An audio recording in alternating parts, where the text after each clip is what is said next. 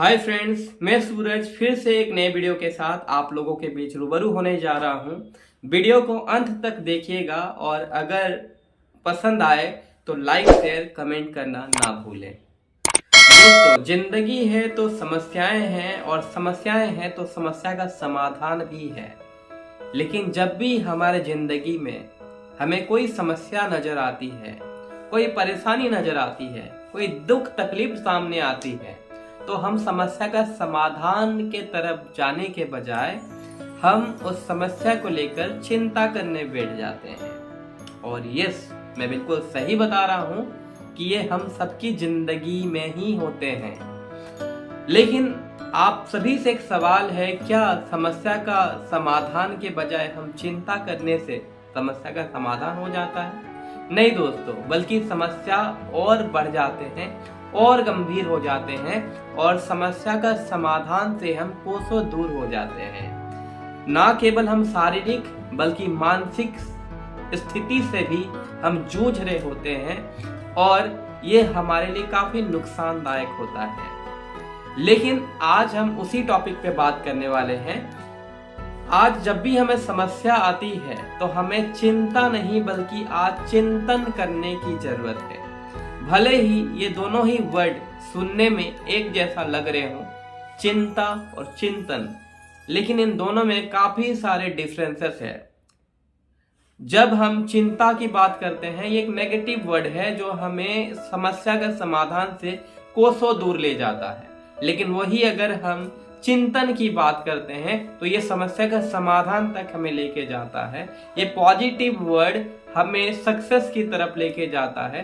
तो आज हमें चिंता नहीं बल्कि चिंतन करने की जरूरत है। और हम सभी जानते हैं, सभी सुने होंगे, चिंता चिता समान होता है। आज हम चिंता और चिता के बारे में जानेंगे। एक बार चिंता और चिता दोनों एक दूसरे के साथ बैठकर बातें कर रहे थे। चिंता कहती है कि चिता, मैं तुझसे बड़ी हूं, अक्षरों में भी और वैसे भी मैं तुमसे बड़ी ही हूं, क्योंकि तुझ में जितना अक्षर आते हैं उससे एक अक्षर ना, आधा ना का अक्षर मेरे में ज्यादा आता है। तो मैं तुझसे बड़ी हूं और लोगों पे भी ज्यादा हावी होती हूं। तू जिसको भी जलाती है तो सिर्फ एक बार जलाती हो, लेकिन मैं जिसको जलाती हूं उसे बार बार जलाती हूं।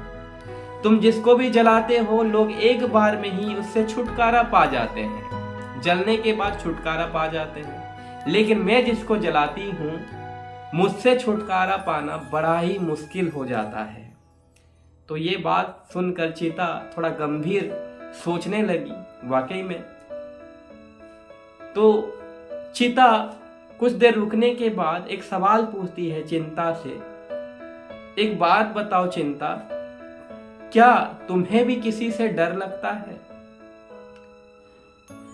तुम सब पे हावी हो जाते हो, जिसके पास जाते हो उसकी जिंदगी अंधकार से भर जाता है। लेकिन क्या कोई ऐसा भी है जिससे तुमको डर लगता है?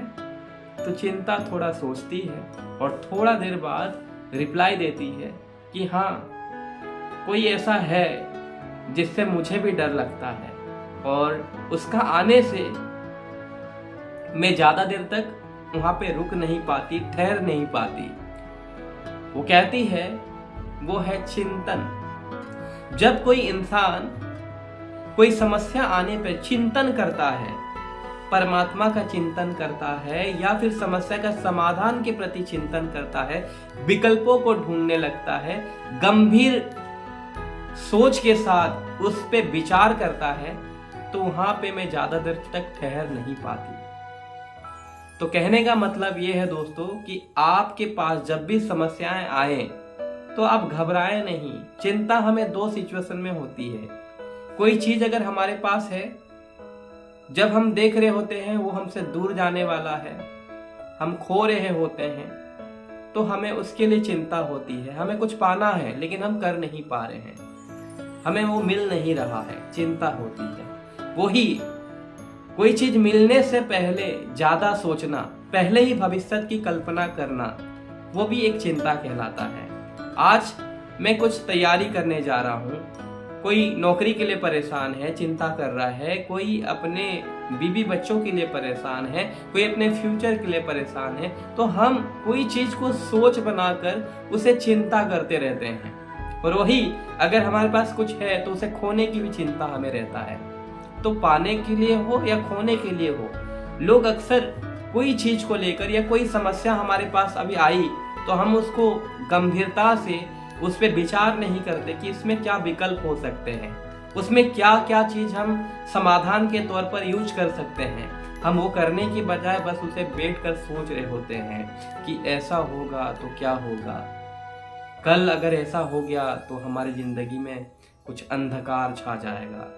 अगर कुछ पाने के लिए हो तो बार बार उसके बारे में सोचते रहते हैं, और कुछ खोने का बारे में हो तो भी हम सोचते रहते हैं।